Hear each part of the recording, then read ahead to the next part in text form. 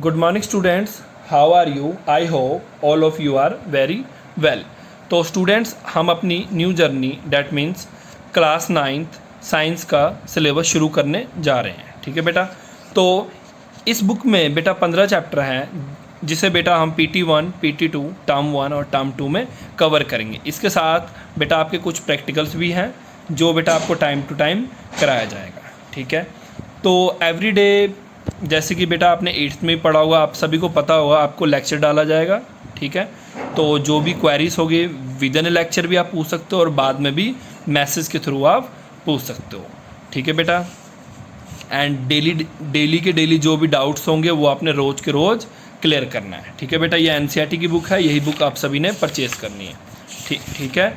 तो इस बुक में बेटा 15 चैप्टर हैं। तो आज जो हम चैप्टर शुरू करने जा रहे हैं इसका नेम है मैटर इन आवर सराउंडिंग। ठीक है बेटा। Chapter first, matter in our surrounding. ठीक है बेटा। तो जो बेटा ये हमारी बुक है ये बेटा 3 पार्ट्स में डिवाइडेड है, फिजिक्स, केमिस्ट्री और बायो। तो आज जो चैप्टर शुरू कर रहे हैं ये बेटा किसका पार्ट है? केमिस्ट्री का। ठीक है। ये किसका पार्ट है? ये है केमिस्ट्री का पार्ट। ठीक है। तो हमने PT1, PT2, टर्म 1 और टर्म 2 में ये पूरा सिलेबस कवर करना है। तो आज हमने शुरू करना है मैटर इन आवर सराउंडिंग। अब तो इसमें से in our surrounding, in words का आप सभी को मीनिंग पता होगा और ये मैटर आपके लिए एक नया वर्ड है। ठीक है। आप में से आधे बच्चे सोच रहे होंगे कि ये मैटर होता क्या है, ये कौन सी बला है, ये तो हमने पहली बार सुना है। ठीक है बेटा। तो इसको भी बेटा हम कुछ एक्टिविटी के थ्रू समझेंगे। इस चैप्टर में हमने कुछ एक्टिविटी करना है जो आप घर पे भी परफॉर्म करके देख सकते हो और देख के बेटा देख नहीं सकते हो, आपने करना है, ताकि क्या मैं सही बोल रहा हूँ वो आप घर पे भी करके देखो एंड मुझे अगले दिन क्लास में भी बताओ कि हाँ सर हमने ये एक्टिविटी किया था एंड हमारा भी वही रिजल्ट आया जो आपने बताया था। As we look at our surrounding we see large varieties of things with the different shape, size or texture. Everything in the universe is made of a material. अब देखो बेटा, हम अपने आसपास देखते हैं। ठीक है बेटा। आपको सभी तरफ कुछ ना कुछ दिखेगा। ठीक है। चाहे कोई ह्यूमन हो, चाहे कोई एनिमल हो, चाहे कुछ भी हो, पत्थर हो, घर हो, कारें हो, कुछ भी हो, तो हमारे आसपास या हमारे आसपास का मतलब है कि एंटायर द यूनिवर्स आपको कुछ ना कुछ दिखता है। ठीक है बेटा। उसका कोई शेप है, साइज है, मास है, एक्सेट्रा है। तो कभी आपने सोचा है कि वो किस चीज़ का बना हुआ है? जो भी चीज़ें आपके आसपास है जो आपको दिखता है तो वो किस चीज़ का बना है? कभी आपने सोचा है? तो बेटा इसका आंसर होता है मैटर या पार्टिकल बोल लो। अब सोचोगे सर ये मैटर क्या होता है, आपने तो बोल दिया इसका बना होता है, बट होता क्या है ये? देखो बेटा, everything in this universe is made of material, जिसे साइंटिस्ट ने क्या नाम दिया? मैटर। जैसे कि घर वाले, जैसे आपके मम्मी या पापा है, उन्होंने आपका नेम कुछ ना कुछ XYZ या कुछ भी है। ठीक है भाई। किसी का नाम रोहन या कुछ भी जो नेम है वो रखा हुआ है। इसी तरह बेटा जो केमिस्ट्री होता है, फिजिक्स होता है, मैथ होता है या और भी सब्जेक्ट्स होते हैं या हमारे आसपास की जो नई नई चीज़ें, अब देखो बेटा पहले जो स्मार्टफोन्स होते थे वो 1 kgs के होते थे।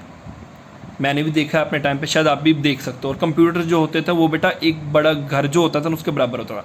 बट आप देख लो आज कंप्यूटर्स इतने छोटे हो गए, लैपटॉप बन गए हैं जो कि हम 1-1, 1.5 किलो के हो गए हैं। तो इसका मतलब क्या है कि इन चीज़ों को कौन सही कर रहा है? तो उसके बेटा चीज़ों को सही कर रहा है साइंटिस्ट हो गए, इंजीनियर्स हो गए, डॉक्टर्स हो गए, और भी कई लोग हैं जो इन चीज़ों को टाइम टू टाइम क्या कर रहे हैं? अच्छा कर रहे हैं ना। अब देखो, अब सोचोगे सर आपने डॉक्टर बोल दिया, डॉक्टर तो मेडिकल लाइन में तो होता है। तो बेटा मैंने ऑल ओवर दी थिंग, सभी चीज़ों की बात की है इसमें। ठीक है। The air we breathe, the food we eat, stone है, क्लाउड है, स्टार है, जितने भी चीज़ें जो हमारे आसपास हैं वो किसके बने होते हैं? मैटर। बस आप एक छोटा डेफिनेशन याद कर लो, everything that occupy space having mass and volume. वो सभी चीज़ जो कुछ ना कुछ स्पेस ऑक्यूपाई करता हो, जिसका कोई ना कोई थोड़ा भार हो या कोई ना कोई वॉल्यूम। ठीक है बेटा। वो सभी चीज़ जो कोई ना कोई स्पेस ऑक्यूपाई करता हो, जिसका मास हो और वॉल्यूम हो, उसे हम क्या बोलेंगे? मैटर। ठीक है। Since earlier times human beings have try to understand their surrounding, Indian philosopher classified matter in the form of 5 basics element. अब देखो आज से काफ़ी साल पहले यानी सैकड़ों साल पहले जो हमारे बड़े बुजुर्ग थे उन्होंने क्या मैटर को कैसे क्लासिफाई किया था, पंच तत्व। आपने सुना होगा कि जो हमारा शरीर है या पूरा दुनिया किसका बना हुआ है, एयर, अर्थ, फायर, स्काई और वाटर का। आपने सुना होगा, ठीक है बेटा। बट टाइम के साथ क्या हुआ, और साइंटिस्ट आए और ज़्यादा अच्छे लोग आए। वैसे तो जो हमारे पुराने लोग थे वो भी काफ़ी अच्छे थे, बट टाइम के साथ साथ क्या होता है बेटा, जैसे जैसे टाइम चेंज होता रहता है कुछ नई चीज़ें हमें पता लगता है।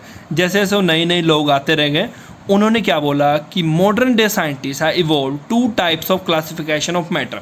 टाइम के साथ इतनी ज़्यादा हमें चीज़ों के बारे में पता लग गया कि साइंटिस्टों ने मैटर को दो पार्ट्स में डिवाइड कर दिया, ठीक है बेटा। और हमें दो तरीके से उनके बारे में बताया। कैसे बताया, एक उनकी फिजिकल प्रॉपर्टी के बारे में बताया, एक उनकी केमिकल प्रॉपर्टी के बेसिस पता। मतलब क्या है कि types of classification of matter, मतलब मैटर का क्लासिफिकेशन क्या, किसके बेसिस पे, उनके फिजिकल और केमिकल प्रॉपर्टीज़ के बेसिस पे। अब बच्चों क्वेश्चन आता है कि सर फिजिकल प्रॉपर्टी क्या होता है और केमिकल प्रॉपर्टी क्या होता है। आपने बोल दिया, पर होता क्या है ये तो पता होना चाहिए बेटा। शेप हो गया, साइज हो गया, मास हो गया, ठीक है बेटा। इन सभी को हम क्या कह सकते हैं, फिजिकल प्रॉपर्टी। अब देखो बेटा, और दूसरे केमिकल प्रॉपर्टी देखो क्या होता है। देखो जैसे कि मिल्क है, मिल्क को क्या किया आपने, कर्ड में कन्वर्ट किया या पनीर में कन्वर्ट किया, तो उस चेंज को क्या बोलेंगे बेटा, केमिकल चेंज। और याद रखना बेटा, फिजिकल चेंज को हम रिवर्स कर सकते हैं। रिवर्स का मतलब क्या है, देखो टेम्परेचर भी फिजिकल चेंज में ही आता है, ये मैं अपने माइंड में डाल रहा हूँ। इसका मतलब क्या है कि मान लो कि आपने पानी को जमा के बर्फ़ बना दिया, तो आप दोबारा बर्फ़ को पिघला के पानी बना सकते हो। इसका मतलब क्या है, फिजिकल चेंज को रिवर्स किया जा सकता है। मतलब स्टार्टिंग में जो था दोबारा भी, मतलब स्टार्टिंग में जो था चेंज करके हम दोबारा वही बना सकते हैं, बट केमिकल चेंज में ऐसा पॉसिबल नहीं होता है। तो अब ये इन चीज़ को बेटा और हम डिटेल्स में पढ़ेंगे। कब पढ़ेंगे, 2-3 चैप्टर बाद।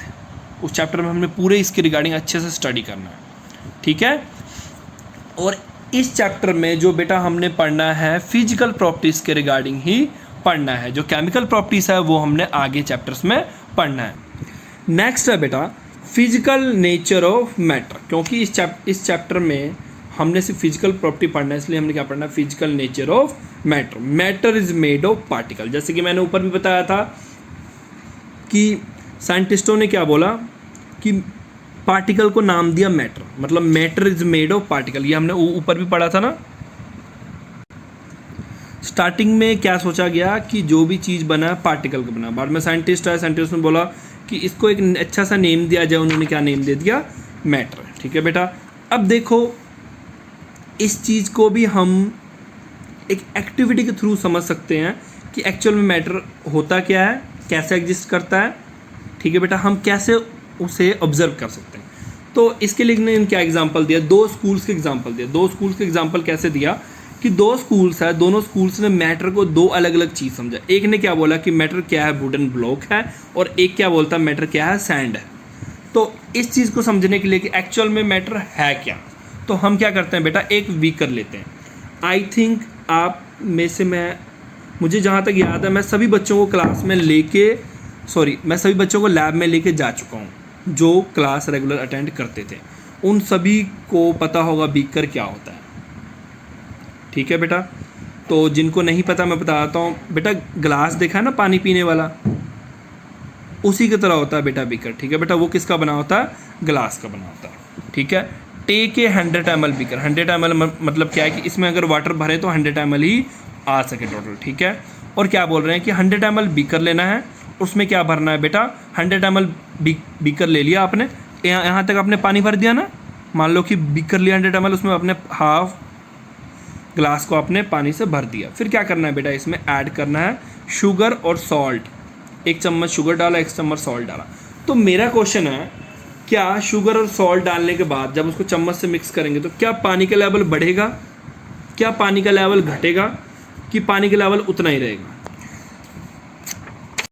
तो बेटा वीडियो को यहीं पॉज करो, पहले इसका आंसर दो, ठीक है। आई थिंक आप सबको पता लग गया होगा कि पानी का लेवल बढ़ेगा। और दूसरा क्वेश्चन है कि जब हम शुगर या सॉल्ट को इसमें मिक्स कर रहे हैं तो वो डिसअपेयर क्यों हो रहे हैं, इसका क्या रीज़न है? तो पहले का तो आंसर बेटा मैं बता देता हूँ कि जब हमने शुगर या सॉल्ट पानी में मिक्स किया, क्योंकि शुगर और सॉल्ट भी किसका बना हुआ, मैटर का बना हुआ है, वाटर भी मैटर का बना हुआ है।